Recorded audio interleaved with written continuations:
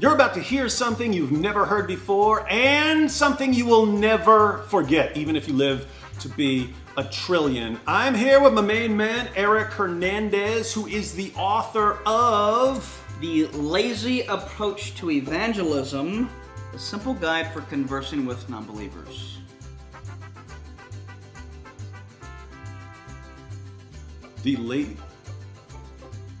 You're of Mexican heritage, aren't you, Eric? I am, proudly, yes. And you went with the lazy approach. Eric, quick question. If you were French, would you make a book titled The Smelly, Cheese-Gobbling French Loser's Guide to Evangelism?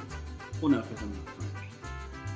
If you were Irish, would you make The Drunken Irishman's Guide to Evangelism or something like that? It'd be kind of a stereotype, right? Mexicans are hard workers. Hard workers. Just wanted to be clear on that. We want everyone out there to know that. So anyway, I recommended a different title, a title change. If Eric wanted to lean into his Mexican heritage, I suggested How to Beat an Atheist Like a Piñata. Okay. And didn't want to go for that. But as we were brainstorming ideas for how his book can be less racist, we came up with an approach, which we call the taco approach. The T is for teleological. Eric, give us one of the many teleological arguments for the existence of God. Yeah, so you've got a few. Teleology basically means it infers design, and you have the fine-tuning of the universe, that in order for life to exist, the parameters need to be so fine-tuned, and if they were just off by a hair's margin, no life at all would exist.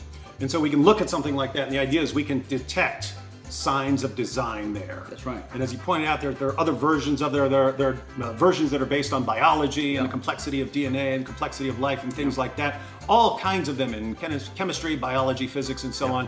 And so, the gist, this taco, if I saw it, and I had never seen a taco in my entire life at any point, I could look at it, examine it carefully, and realize that it is designed.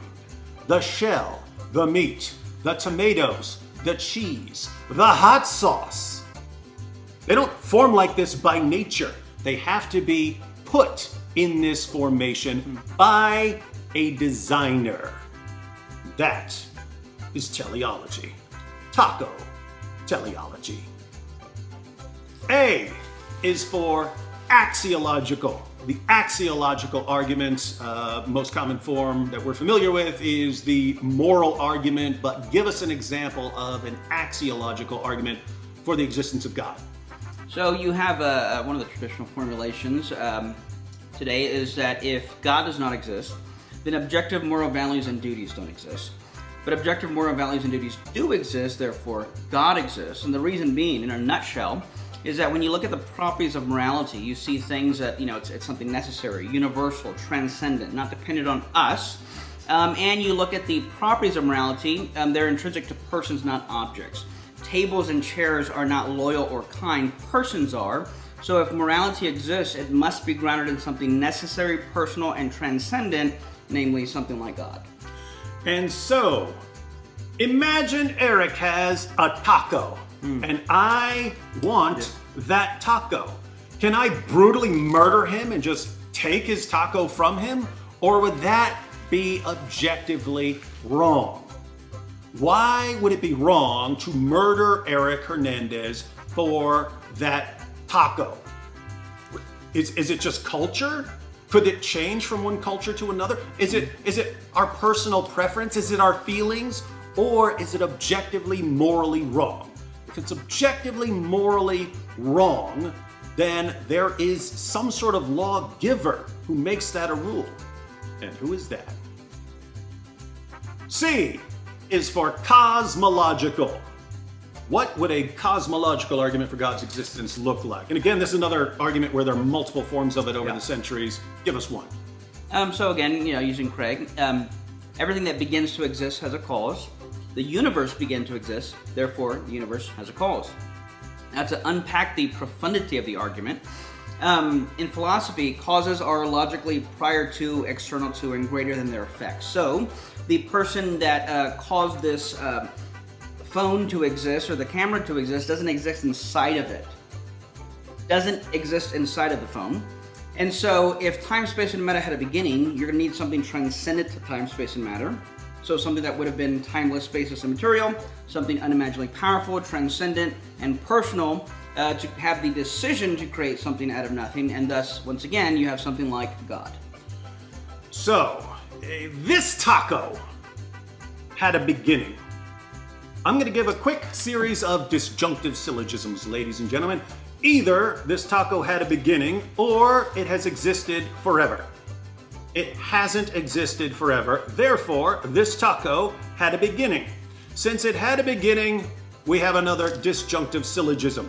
Either this taco began to exist as a result of some cause, or it began to exist uncaused. It's absurd to say that it began to exist uncaused, therefore, this taco had a cause. And as Eric did, you can expand upon the sort of cause that would account for this taco, and as we've seen, you can do that with the entire universe.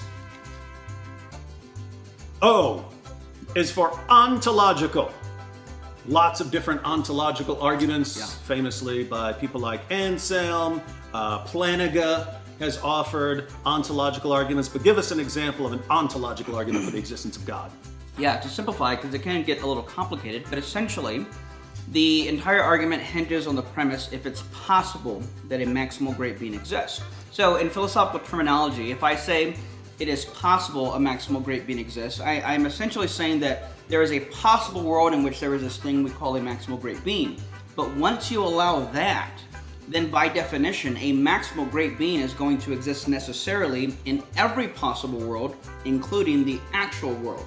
So if it's possible a maximal great being exists, then necessarily a maximal great being exists in the actual world. If it's possible, then a maximally great being, if it's possible that a maximally great being exists, that means a maximally great being exists in a possible world, and a maximally great being that exists in a possible world would exist in all worlds. That's right. Or it wouldn't be maximally great. That's right.